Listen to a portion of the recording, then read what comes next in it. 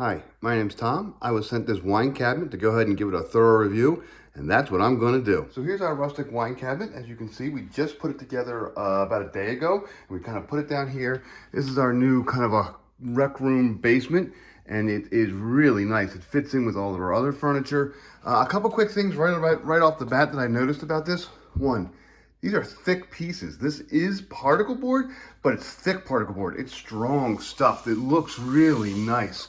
You can see the finish is just great. There's almost a little bit of a texture to it here. You can see the wine bottles here. It actually holds a bunch of wine bottles.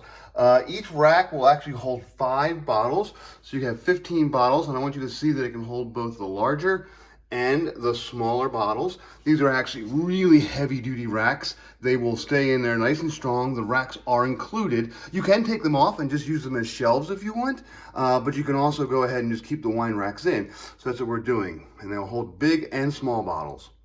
And you can see they are also adjustable. So if you want to move them up or down, you have 3 settings for each rack here, 1, 2, 3 here. You just pull pegs out and move them around. Again, it's a very industrial design.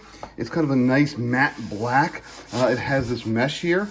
These doors, they open really easily, and they have magnetic latches, which is also nice. So it kind of keeps them, they kind of click shut. And obviously here you have for holding wine glasses, and you can hold about 3 wine glasses in each rack we found. We have a couple different sets of wine glasses.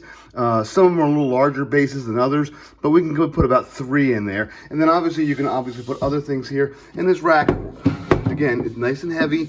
This is not adjustable, but it holds a ton of weight. And again, we have plenty of room down here as well. There is an extra support on the bottom, as you can see, right in the middle to kind of keep the whole thing. So this can hold a fair bit of weight, and it won't sag or anything. These sides are all metal and strong. It's a really, really nice, solidly built piece of furniture. Overall, this wine rack took me alone about an hour and 15 minutes to build. The build is actually really, really nice. It comes with all the parts labeled out.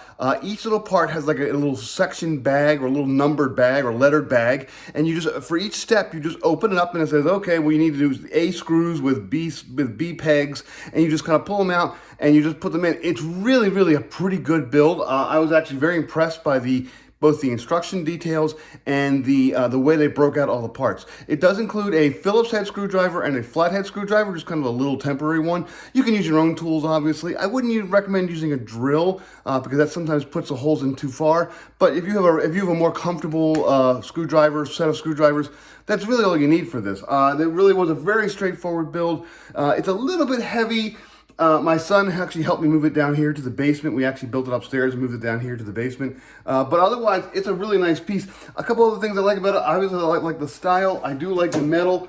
I like the fact that it's actually kind of narrow. It will work as kind of a entry hall table as well. So it's not real deep. It's about as deep as a wine bottle. And you can just check the measurements to make sure they fit into your home. So we're really impressed with this piece. There are other pieces as well, kind of in the same style, which we may go ahead and take a look at. This is really nice. This is really a nice wine cabinet, just a general cabinet overall.